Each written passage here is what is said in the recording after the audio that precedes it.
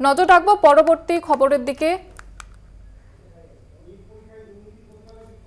যেমনটা আপনাদের জানাচ্ছিলাম যে নিট পরীক্ষার দুর্নীতির অভিযোগ উঠে তোলপাড় দেশের রাজনীতি এবং এরই প্রতিবাদে এবার এসএফআই এর বিক্ষোভ কর্মসূচি এবং সেই ছবি আপনারা দেখতে পাচ্ছেন। এর আগেও কিন্তু এসএফআই এর তরফ থেকে জানানো হয়েছিল যে এসএফআই এর তরফ থেকে ধর্মঘটের ডাক দেওয়া হবে এবং সেই মতোই আজ ৪ তারিখ এসএফআই এর তরফ থেকে বিক্ষোভের ডাক দেওয়া হয়েছে এবং ধর্মঘট একাধিক জায়গায় এবং কলকাতা বিশ্ববিদ্যালয়ের ছবিটা আপনারা দেখতে পাচ্ছেন এই মুহূর্তে।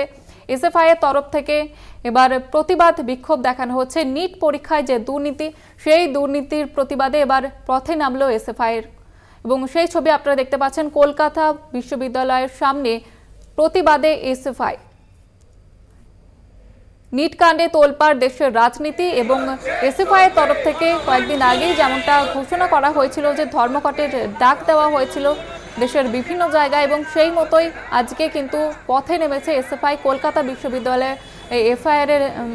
এসএফআই এর তরফ থেকে কিন্তু প্রতিবাদে নামানো হয়।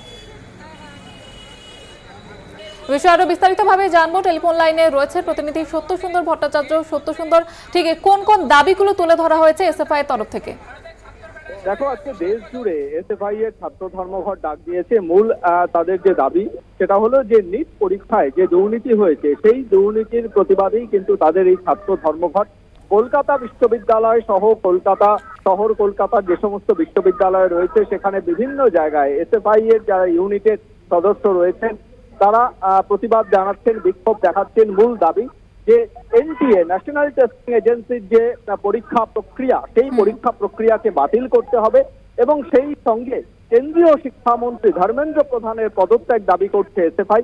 যেভাবে লক্ষ লক্ষ ছাত্রছাত্রীর ভবিষ্যৎ প্রশ্নচিহ্নের সামনে পড়ছে সেই জায়গায় দাঁড়িয়ে সর্বভারতীয় এই ধরনের পরীক্ষায় যে ধরনের দুর্নীতি হয়েছে সেই দুর্নীতির প্রতিবাদ জানায় এসএফআই এবং সেই প্রতিবাদেই তারা আজকে কলকাতা বিশ্ববিদ্যালয়ের সামনে বিক্ষোভ দেখাচ্ছে।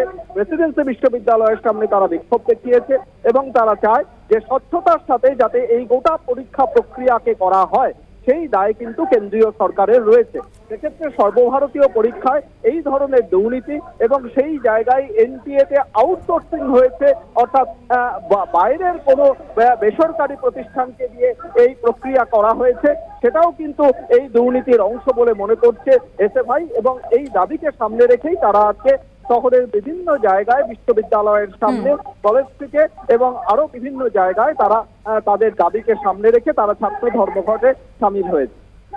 বেশ, ধন্যবাদ জানাবো সত্য সুন্দর।